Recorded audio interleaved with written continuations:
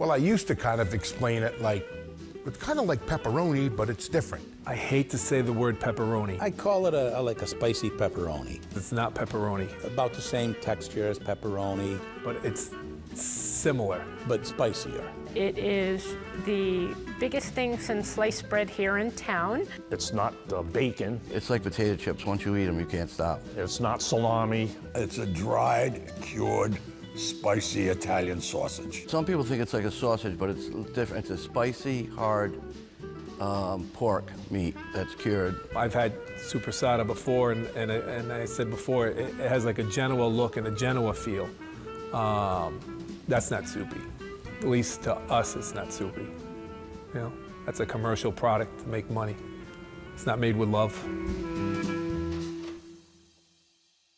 I think soupy making stems from the roots of where most of the people who live in Westerly come from, and that's Calabria.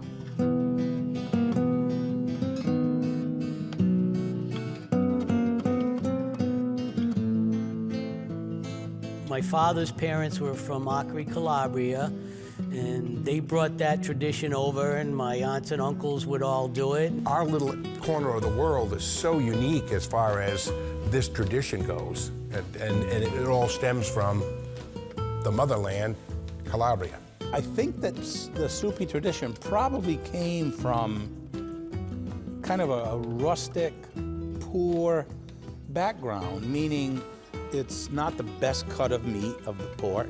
It's needed to be cut off the bone. It's a very labor-intensive kind of thing if you bring it back many, many, many years. Back in the day, there was no refrigeration, so you really had to make the most of any animal that you may have raised to feed your family. And I think it was something that created food for the season, for the year.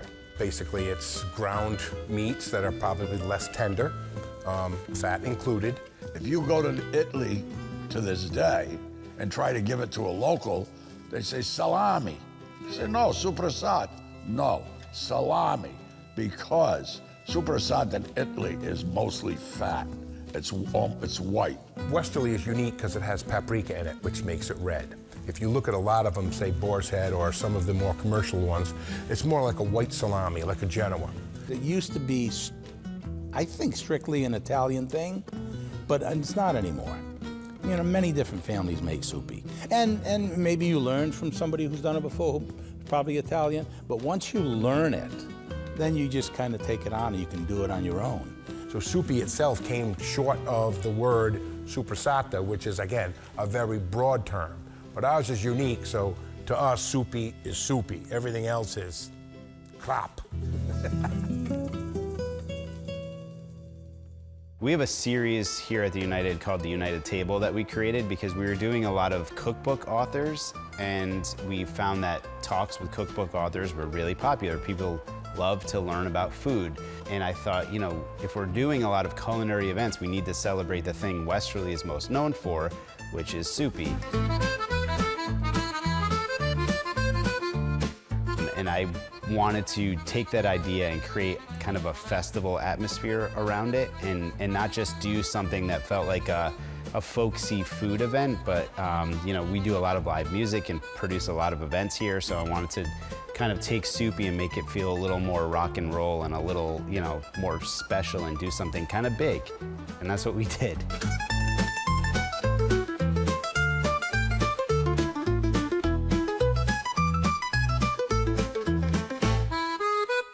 I'm really excited about this because last week we started with 37 entries and we whittled it down to 10. Every one was really, really good, and it was a tough decision. When we got done totaling it, there were 12 judges, and they were all within points of each other. That's how close they really were. There were no losers here for sure. The best part about this is it's totally blind. All I know is I'm tasting sample number 1. I have no idea who made it, and nor did we when we did the initial tasting.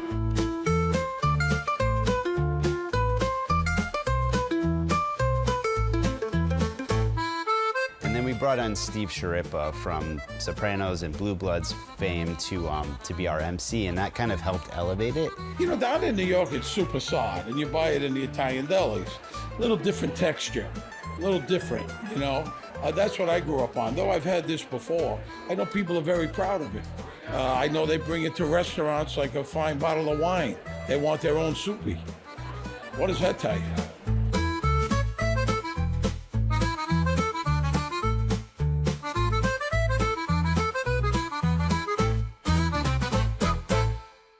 The first time I saw them make Soupy, I was a little kid sitting on the stairs at my grandmother's house. We looked downstairs and they were all making it. Martin Luther King weekend was the weekend that we kind of targeted to make the Soupy. Soupy back then was very labor intensive. You have to get the meat, you have to order everything, you have to gather everybody together. Young kids would have to clean the intestines and their trimming. It would be sometimes more than one day. It was a real issue. After we would wash all the sardines, we put them in a big bucket and we put oranges in them. And you cut the orange that helps clean them. We had to cut the meat off the bone, being careful to take some of the fat out, but not all of the fat. They deliberately trim the pork butts. They'd leave a little meat on the bone because those bones were used to make spaghetti sauce. We don't just buy the ground meat, we actually grind the meat ourselves. We go Restaurant Depot, buy the pork butts, trim the fat. So it's ground pork, then you mix it with your 3% salt, paprika, ground pepper, and then you mix that. Mix it very, very well. The most important thing in the Soupy making is making sure there's enough salt in it, because that's what really cures it. Salt first, number one. It's the most important thing. It's got to be done right away. The process is pretty interesting. I think you have to pay attention. My father would say, okay, we need 6 hands of salt, and he had hands this big, and he would throw it into the meat.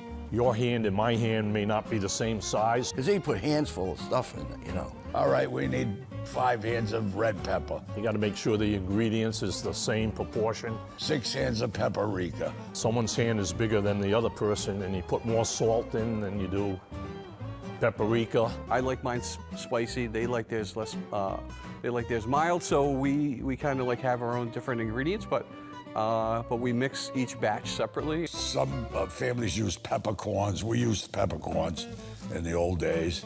We use pepper flakes along with the hot pepper. Some people don't do that. Some people don't like it too hot.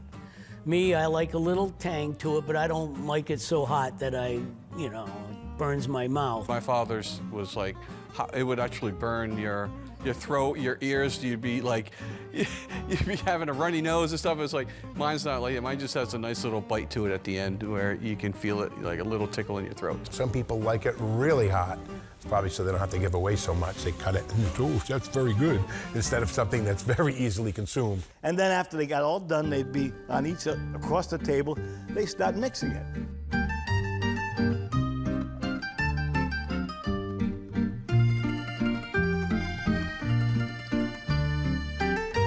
We don't use a mixer, an electric mixer. We actually mix by hand the way my parents did it 60 years ago. So we use very little machinery and stuff. So it's very important to us to mix it completely well. So my brother Nate and I are the two that mix because we work together on each side of the table. When our Soupy is ready to get packed, what we always do is we take a handful, about a pound, and we put it into a frying pan and we fry it up. And that's gold for us. We love eating the fresh fried up Soupy. After the meat's mixed and everything else and stuff, so we have certain people that do certain jobs where it's time to start stuffing the meat in the case.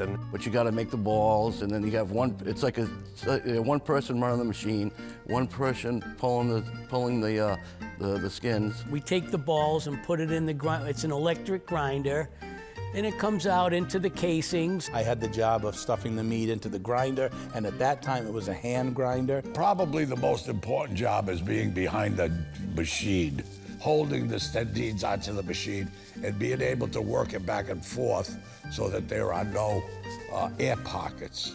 Someone's holding the casings and another person's tying the string. And then we've got 2 guys tying at the end. I remember having to put Band-Aids on because my grandma would be making me tie the string, and if you didn't, it would cut into your fingers because it got so wet. That's one of the hazards of making Soupy. Don't make me tie, please. I want to stuff. Anyway. I mean, if we need the help, my father would call upstairs, Josephine, we need you to tie. So she would come down and tie. And then once that's done, is the hanging. We do some of it in my mother's basement. She has a little room there, and my brother has a room in his basement.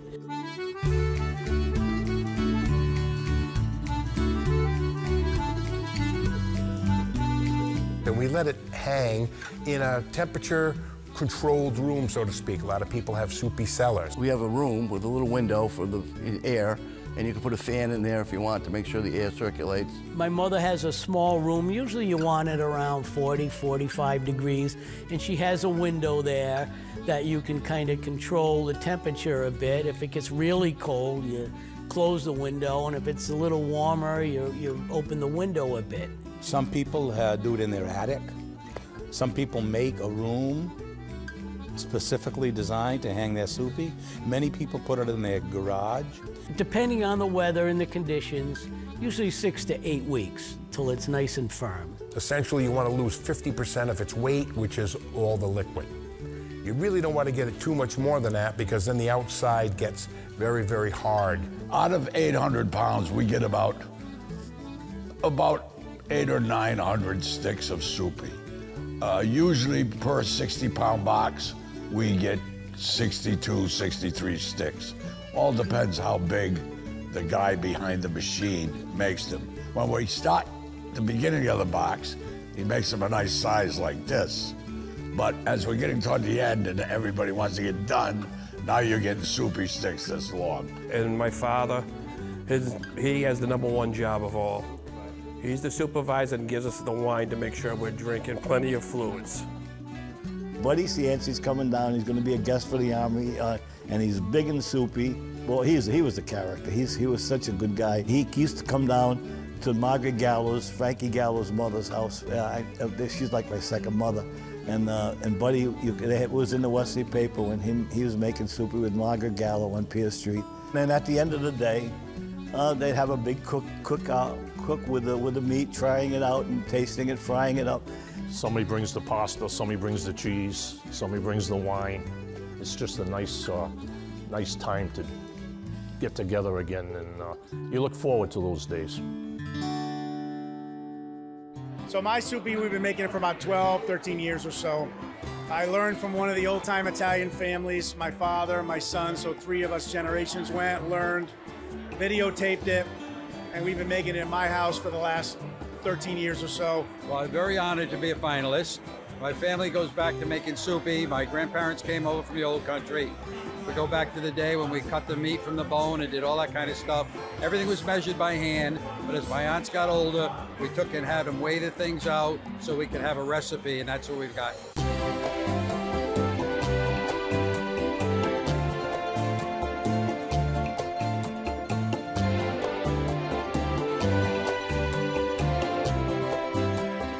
The United has become the hub of downtown. Soupy represents part of the heart of Westerly.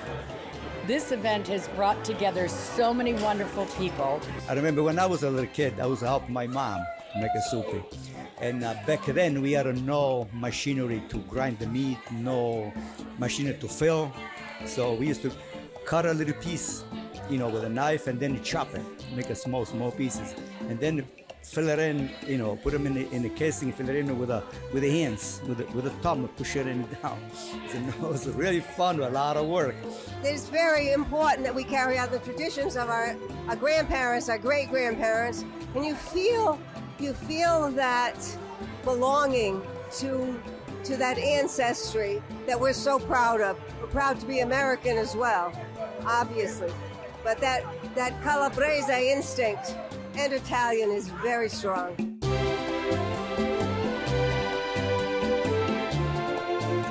Actually, I was here 2 days ago for the event over at the Armory. Had a great time.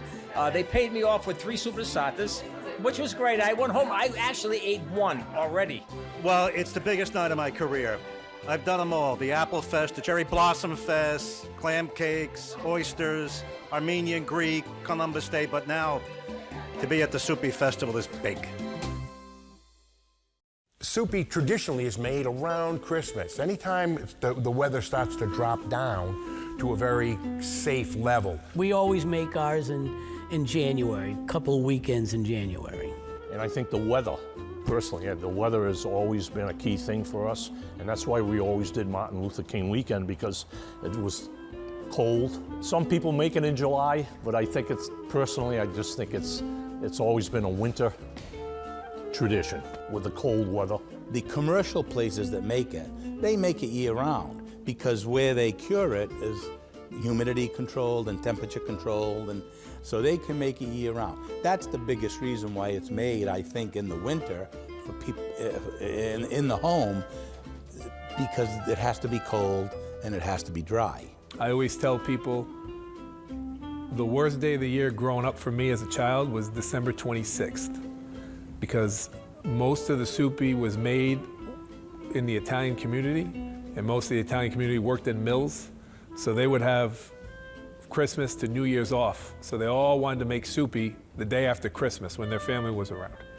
So me and my brother would have to go in the day after Christmas around 2 in the morning, 3 in the morning, and start processing and grinding for people to make Soupy or soppressata in their homes. Well, we purchased the meat from a wholesaler, and they deliver it to my shop, and we have to write down all the temperatures of the receiving log and everything. It's all from the USDA, and it's not like it was when we grew up and we could just do anything we wanted to.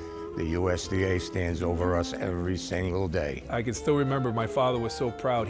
There was a write-up in the New London Day. Nice color photo of my father in the attic with the Soupys hanging and, you know, Westerly packing. And he was so proud of this. And I was in college at the time. And he gets a call from the state, and he's like, "You guys are curing pork in an attic and then you're reselling it?" And we were like, "Yeah." We're not supposed to do that. We ended up putting coolers in, which was a blessing. We put coolers in, and we do it year round now. When I first started making the Soupy, it had too much fat in it because people used the butt meat. And I can remember as my mother would have us kids picking out the fat to lean it out, because people don't want to put all their fat into their bodies. So, I mean, I'm not a good example for it, but... We buy fresh pork, and we kind of do our own little combination of what we use for pork. And then from that, we grind it up, and then we'll mix spices into it. And then we stuff it into man-made casings. I don't use the intestines like some people do. That's old-fashioned, and the breakage of those intestines will drive you absolutely insane. We prefer the natural casings. I have a lot of customers that use synthetic casings. Most commercial places use synthetic casings. To us, it just doesn't give us that natural feel. We feel that it cures better. It's more natural. It's more of the way that we were doing it, you know, in Italy. We're still doing it the same way my great-great-grandparents did it. When I first started this, and I was using the fibrous casings, my mother, God rest her soul, and my sister-in-law didn't want me to make their Soupy like that. After a couple of years, I convinced them to try my product the way I do it, commercially. From that year on, I made it for them in the fibrous casings, and they come out beautiful. And then we'll stuff it, tie it, then hang it, and then it usually hangs a good, 5 weeks. And then from there, we either package it for shipping, or we put it in our retail store. A lot of the people I make it for, I don't use my recipe. I use their recipes. Seems like everybody has a recipe. And I think that there was one recipe brought to this country, and it just expanded and went from door to door, family to family, friend to friend. And that's how it expanded in this town. You need to offer a variety just to try and hit people's taste palates and give them a variety. We do a sweet, which is no hot pepper, mild, which is a little bit, which mild to us is the best seller. Then hot is the next best seller. We do an extra hot. As you keep eating it, it's not as hot as it used to be. You know what I mean? It gets, you start off with sweet, and then you say, I could go a little heat, then mild, and you're like, it's not hot anymore. You kind of build up your tolerance.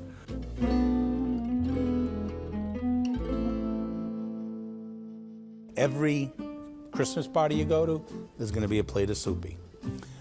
And people kind of gather around and they get close to it and they eat. It's almost like Italian cocaine, You can't tell anybody where you got it. You gather around the plate of it and it's really interesting. If someone knows you're from Westerly, one of the first questions is, you make your own soupy? And I happily say, oh yeah. They could go to a couple of the local stores and get it, but hey, Dave, you got any soupy you can spare? And I'm always happy to oblige. I make the soupy.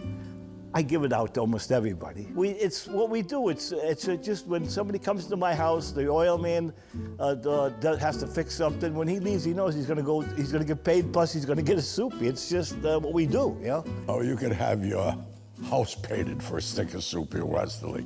But in terms of a gift, to me, it's like people can count on a friend. Oh, he'll bring the soupy. They'll bring the soupy. Well, I know I can get soupy from them. And I've given it away as Christmas presents many years. People do understand when you give them soupy, you're giving them something that your family did. You worked hard at it. I mean, it's my family's giving this to your family. Somebody does a little job for you, an electrician or a plumber, or comes to the house. In fact, it just happened to me. I had somebody fix my garage door as he was breaking up and did my job for me. I said, by the way, would you like a soupy? He said, do you have soupy? I said, yeah. And I handed him a soupy to take and enjoy with his family. My father, Boram, used to tell me, Jimmy, you never sell soupy because you always get people who want to buy it from you, You never sell soupy, he said. If you like somebody and they ask you for a soupy, you give it to them. You don't sell it to them. If somebody asks for your soupy and you don't particularly care for them or you don't know them, you say, geez, I'd like to, but I only got one left. The old Italians, sorry, I don't have any. I got one left and I'm saving it. And that one soupy left lasted the whole year. People didn't pot with it like they do today. It was too expensive back in the day. My father goes, doctor's appointment, whatever, and he will bring a stick of soupy, or he'll go see, his attorney or something like that, and always brings us. Always, it's like, he never goes empty-handed. So it means a lot, and that's what we do to say thank you. But to give it as a gift really means something. It's not a tie. It's your family. Carly, our executive director, who's amazing, she just moved into town when she got this job, so she's totally new to Westerly. And when we talked about Soupy with her, her mind thought it was some kind of soup-related thing. So I started this job in November of 22, and like any new job, in the beginning days, you're just kind of listening and taking it all in and learning. And I had heard over and over again people talking about Soupy, and I assumed that it was an affectionate term for soup. And I thought, okay, this is great. I love soup too. And people started to talk about how they were hanging Soupy in their basement. And I thought to myself, I need to raise my hand here and say, I need a little more intel, because I've never heard, and I'm a food person, but I've never heard of soup being hung in a basement. And so I raised my hand and started to talk to my team, and I learned about the tradition of Soupy in Westerly and the Soupy basements and the families coming together. And I was instantly and madly in love. In my heart, I was just so smitten with the intersection of family and story and culture and community and history and food. And since then, I've been a Soupy aficionado. So it was so exciting to be able to have this opportunity to celebrate this food tradition in Westerly, which is just extraordinary. I grew up in Brooklyn in the 60s. That's what it reminds me of. Everyone knows each other. Everyone seems to like each other. Everyone has fun together. There's a sense of community, of tradition, which has gone away. That is not around anymore, and it's still here in Westerly. And it's, not the only place, but one of the few that are kind of left. And now this Soupy Fest, I mean, here are I'm talking to people, they all know each other, they're all competing against each other. They said, we're already a winner, just doing this, having fun. I mean, that's what I like about it here, you know. I've been coming up here for a while. I have a good friend that has a restaurant here, and I've been coming back a lot lately. You know, I enjoy it tremendously. It reminds me of old school. 3, 2, 1.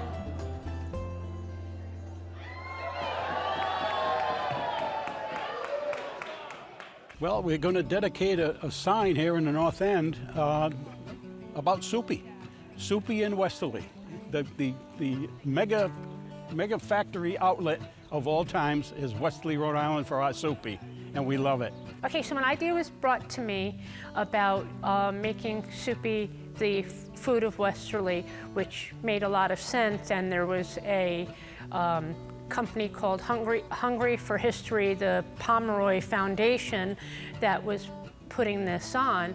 So it made complete sense to look into getting a plaque and making it official, so if anybody ever did a Google search and said, what is Westerly famous for, they could say it's for Soupy. So I took that information, I passed it down to the town manager, who thought it was a great idea, who then passed it to the assistant town manager, so the two of us had been working on it. We found that Soupy actually had become the official food of Westerly in 1994, but neither one of us actually knew that. And so the plaque is now going to just be an extension of something that everybody in this town knows about. I think a sign up would be wonderful, because I personally don't know of other places in Rhode Island that have the Soupy making tradition. For Westerly to be the place where people think of and come for Soupy, it's very important. I think people are realizing the way we make it with tradition and love and really respect for the product and where it came from. And they're going to unveil the sign to show everybody it's the food of Westerly. It's Westerly's greatest tradition. Well, when I got elected up to the as a state representative 16 years ago, as a freshman, I brought up some Soupy that I had made with my family and gave it to the other newly reps. And it was a big mistake, because they felt that I should now bring it up there every time I go, which, you know, you can't do. I mean, this stuff is like gold. You go outside of Westerly, a lot of people don't even know what it is. I mean, you got to, you know, you have to kind of explain. It came over. You know, the Italians, when they came over, it was something they brought with them, and there's plenty of basements in town that hang Soupy. It's a family tradition that we make it, but it's a Westerly tradition that it's made here in Westerly by the tons. You can't believe the amount of meat that goes through Westerly households doing this Soupy. It took over a year of back and forth with the Pomeroy Foundation. It took a lot of letters and proof, because their biggest issue was they wanted proof from before 1970 that this was official food of Westerly and what it means here. So because of, you know, a lot of people aren't alive anymore that it started this tradition, because it's definitely more than 100 years old, we had to get certified letters to state how the process was done, who did the process and stuff. And so we've had some older people that have helped us with that. And you know, we couldn't have done this without the help of the community.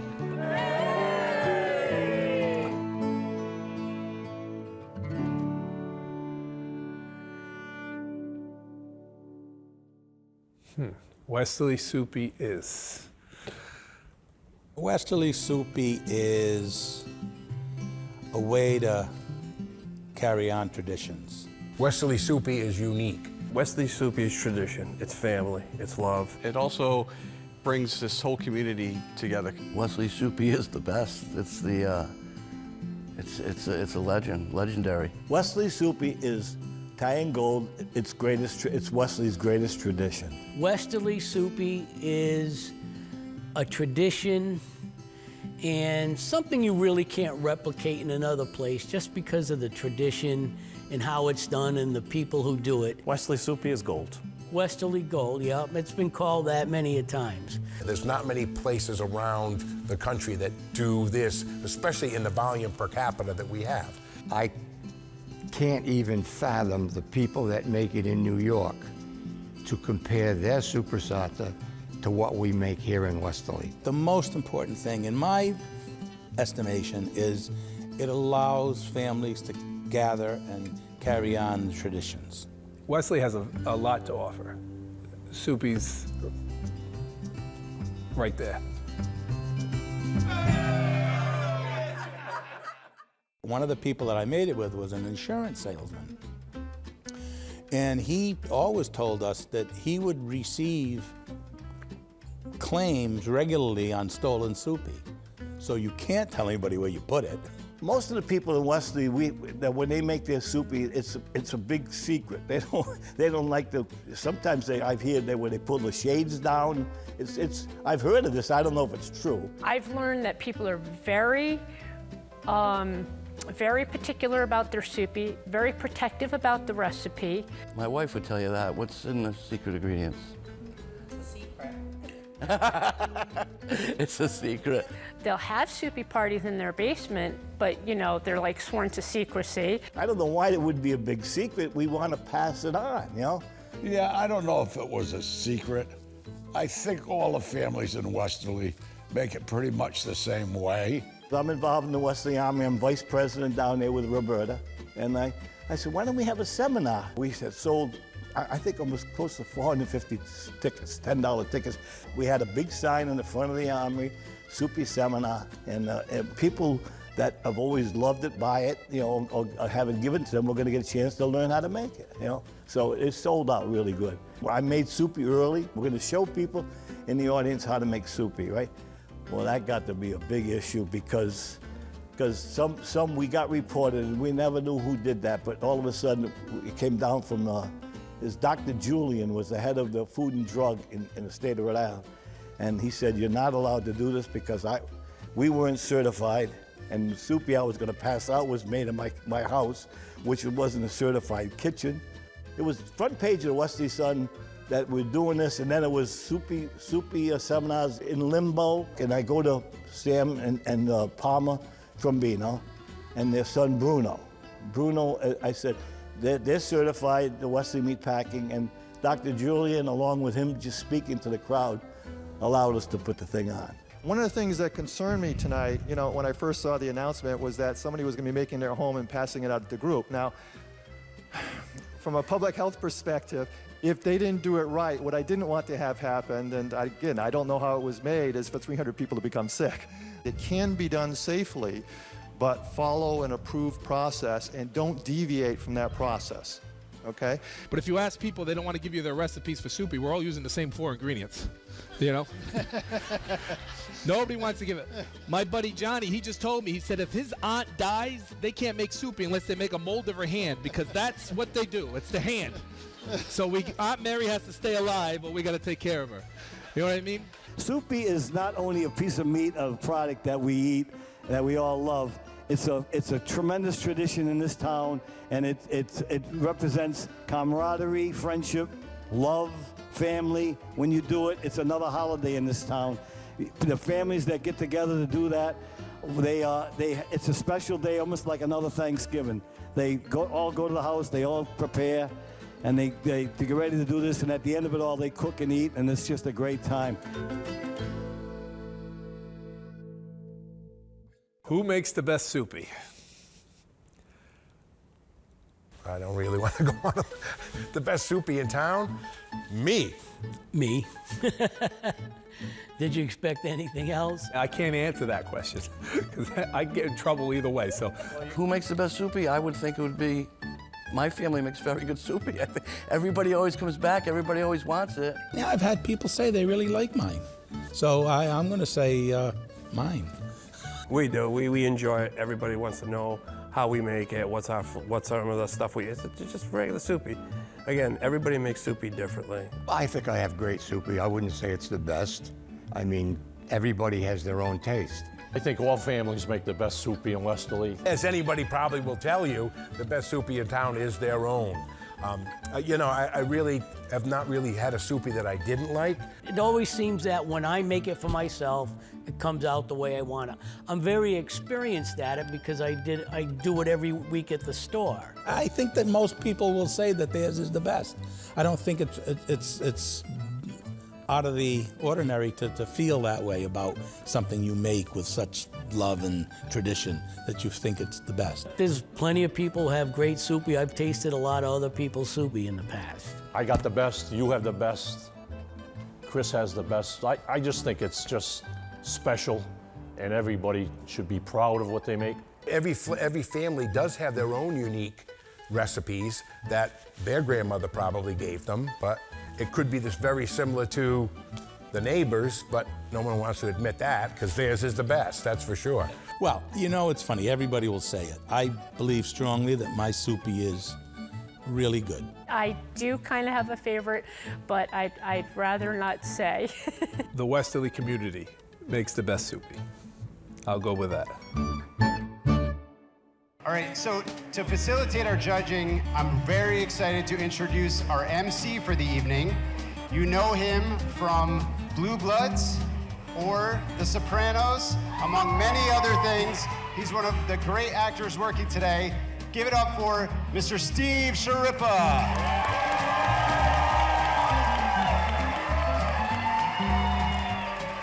Hey, how are you, Westerly? How are you?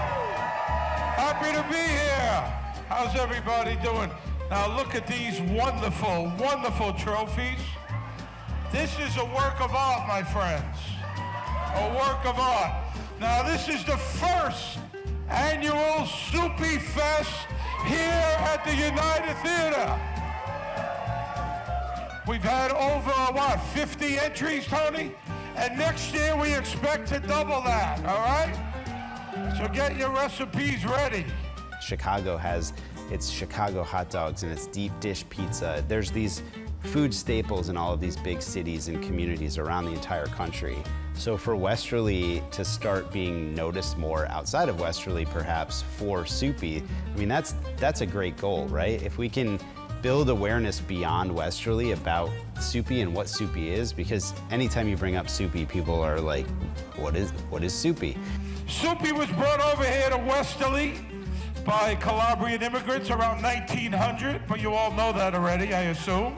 These immigrants worked in the local quarries and factories, establishing a tradition that continues today, reflecting a deep sense of pride among its makers and the community. Give yourselves a nice round of applause here.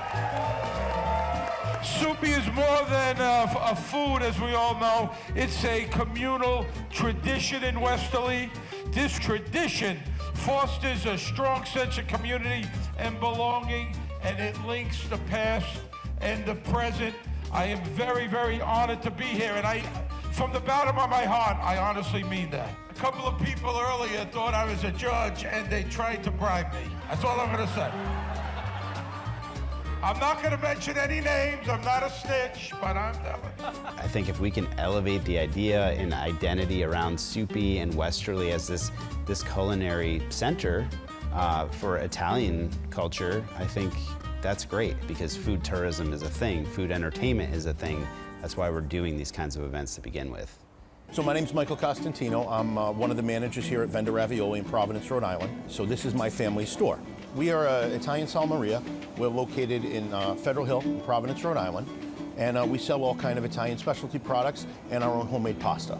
So we have a ton of customers from Westerly that come in and, they want the Soupy, they want Westerly Soupy, and, we love to be able to provide those kind of things for them. So this is a sweet and a hot traditional kind of soppressata that we take. It's a smaller piece than, let's say, a bigger slice that you would get as a sliced soppressata, and it's aged with black pepper or red pepper if it's the spicy. And same thing, it's usually a coarse grind in all soppressata. And then right here we have our Westerly Soupy, which is obviously really special, very spicy, very dry, really makes a great presentation and a great taste. What's great about the Westerly Soupy is the spice. At least as far as my opinion, the flavor in that is just fantastic. I've never even heard of it. No, I have never had Westerly Soupy. Never heard the term Soupy. I've never had Westerly Soupy. Never heard of it. I've never ever heard of Soupy. This is it? That's it. This is Soupy? That's Soupy.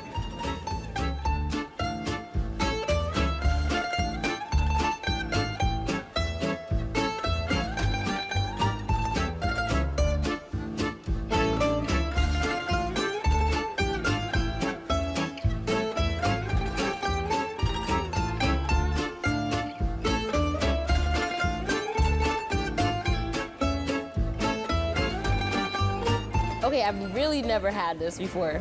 It's got a little bit of a bite to it. Spicy. I think it's very good. It's not that fatty either. It's very good. Very earthy. It tastes almost a little bit peppery. There's some other component in here I can't identify. It's another flavor I'm trying to pinpoint, but it's very good. Do you know what it is? It's very good. It's beautiful. It's just like a soppressata that you would get anywhere, but a lot more rich. Started sweet, went to salty, got a good pepper component. Of course, the fat for the mouth, the feel. But it's not overwhelming. Not too spicy. I would say right in the middle. Melts in my mouth. It's very good. Tasty. It's very good. It's good. It's really good. Delicious. The only thing you're missing is the wine. A lot of spice there, and you can really tell it's made with love and care. I love it. That's from your town? Westerly. Westerly. I gotta go to Westerly next. I have tried Westerly Soupy. I actually make it in Westerly with a bunch of people. We do it every year. I've been doing it for 12 years. I make it at Greg Purcell's home. I hope he doesn't mind me saying that, but that's where we do it, and it's fantastic. I actually have some in my truck right now because I just packaged it the other day, and I'm ready to pass it out. So you know I'm not lying.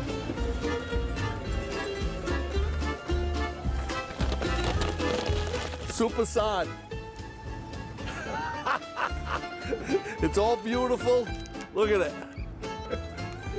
What are you doing carrying that in your car? I'm passing it out to friends all day.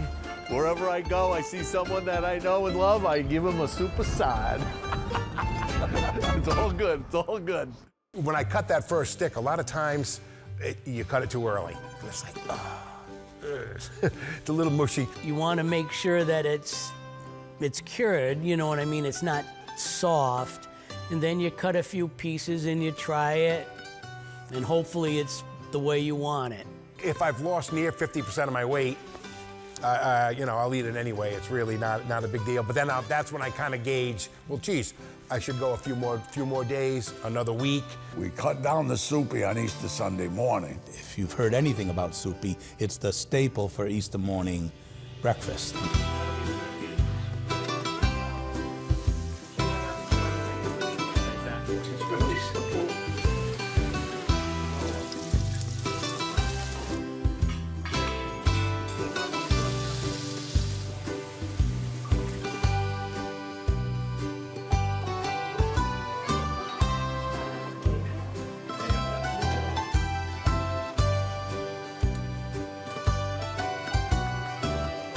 Everyone's there waiting for that time to taste it, so. Traditionally, Easter's the day where the family cracks it out and they make the board, they make the anise bread with the egg in it. We end up gathering around the family table, and we would make pita frit, which is fried dough, which is a staple in every Italian household on Sunday, and soupy and eggs. Frittata, they would call it. You make the frittata, which is the Easter breakfast, with the chunguata cheese and the ricotta cheese and the soppressata. My wife either cooks it fried up, or sometimes she does the pans, and she'll make a pan of it and stick it in the oven. And it would be soupy and eggs and mozzarella cheese and ricotta. And we would make that every Sunday, and it was sort of the breaking out of the soupy day.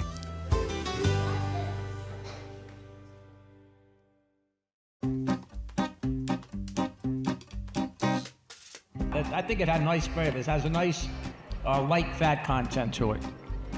I loved that one. And the fat content is exactly how I'd want it for any type of cured sausage, cured meat. And what was cool about this one was the length of the flavor changed over time. It was really nice. It kind of developed and got a little spicier. Very good. This one had a little bit more of a, like emulsified fat kind of texture on the mouth. I like this one a little better. No, a little bit. As you say in your profession, a little bit.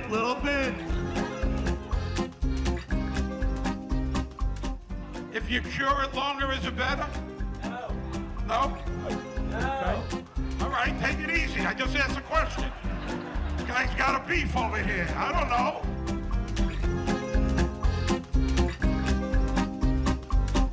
Look at these wonderful trophies. This is the gold standard here. When you people get old, you'll understand what these are. You senior citizens understand what I'm talking about. It's a shame. It's a shame. Every single person I spoke to, and I met all 10 contestants, they said their Soupy by far is the absolute best.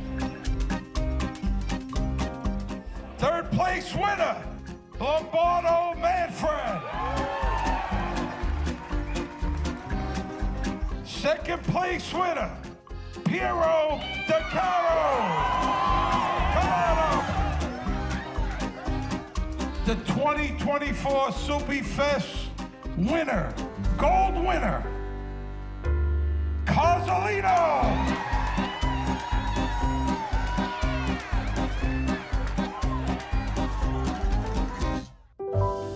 I grew up making Soupy, but I left Westerly. Both my grandparents are from Calabria, but Pat's family continued, Pat Casalino and his family continued the tradition. They reintroduced it to us, brought us in, and Pat is our leader. He's the guru, he's the master.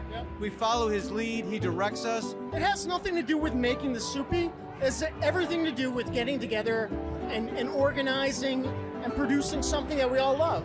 And everybody who makes Soupy knows what the Nani cellar is. It's an unfinished basement with a table and a big sink and a gas-powered oven, a stove.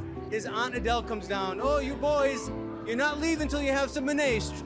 And you're not leaving until you have some menestre. That's what it's all about. That's what it's all about. I was on the stage at the Wood River Inn playing my guitar because I'm a musician. We booked the gig far in advance. We didn't know we were going to make the top 10. We didn't know we were going to anything. So I had the gig, and it's a musician's code. You can't not be there. So I'm there. I get a text from a family member that I won. And it was just amazing. And I saw some video later about how the place erupted.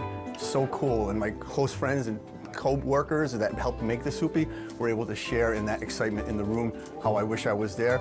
It's okay. The whole meaning of Soupy is a celebration of life. These people came from where life was poor and it was hard, and they had their Soupy, and they would look around the table and see who was alive, and with them able to celebrate making the Soupy because we could afford it and we could make it, and it would help us get through another year, and we'd celebrate the people that were before us that couldn't be here anymore.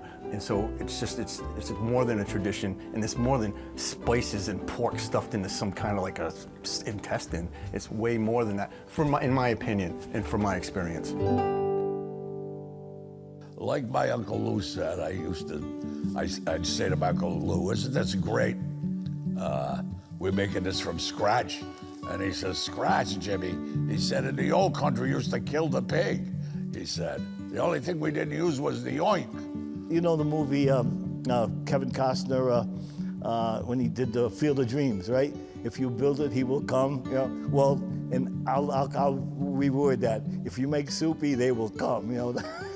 The tradition continues every year, but not like what it was back in the 50s and 60s. And nowadays, the older generation is passed away, and my generation is pretty much taken over, and we've brought the younger kids in to make sure it goes for another generation. It used to be something that when we were kids, I don't want to help you because I had more important things to do. But you know, as you get older, you realize the important thing is being with your family. The tradition is held now by older people 50s, 60s, 70s, and the younger people as much as they like the taste of it and like having it and like making it, it appears to me that they might not carry on that tradition when the older folks die. It just was a heritage that unfortunately we might be losing, because a lot of my nephews and stuff, they don't last. They come down there for like 20 minutes and they leave. And my son doesn't know how to do it. He's very interested in it, but I just hope that it continues. Old timers like me, tradition's always been important. When we make Soupy in Westerly, it really brings us all together. You know, this is what we look forward to every year. It's a holiday for us. In other words, in Westerly, the people that make Soupy, a lot of them are our family. It's an additional holiday like Thanksgiving. And I think the importance of announcing when you're making Soupy and when your aunts and uncles can come over and have the wine and have a festive day, I think that's very important. It just brings back all the old memories. We had my aunts and uncles would come, my godmother and her husband would come. My brothers and my cousins and nephews, nieces and nephews. My ancestors and my family, my grandparents. I think the old Italian families just did it so great, and you want to keep that kind of family traditions going. My family on the Sicilian side and the Calabrian side was so sweet, so big, and always together that, geez, we didn't need next door neighbors. We had 10 kids in the family. I mean, the uncles played with the kids. We played baseball together. So keeping that tradition alive sort of keeps all that stuff alive for me, you know. Keeping my mom's legacy around while we're making Soupy, that's gold too, you know? You know, our mom was the backbone of the family. She's the one that kept us all together. She's the one that made sure we were together on Thanksgiving, on Christmas Eve, Easter, you know, Sunday dinners. She would bend over backwards to make sure that her kids and her grandchildren were always at the house and stuff. So making Soupy was something that she cherished. It makes me proud that we're still doing it. I don't want to get emotional, but for like my Uncle Bobby, my father, my Uncle Pete, my grandmother, it just, you know, you think about them all the time when we used to do that. So they're all gone now. So. And you know, still to this day, that's what Soupy making is all about. It's bringing together all the family members, and no matter how much you make, whether it's 50 pounds or 500 pounds, it brings everybody together. So I think our town and our area have just really carried on the traditions from our grandparents and our parents from Italy and carried it over here. And it's we're very fortunate to have this in our area as something that's ours. You know, when you're a kid, when you think of these things, you're in a sweet place. And that's what Soupy is. Westerly Soupy's a lot of things, you know. For me, it's for my family. It's tradition, memories. I think in our community, it's everything.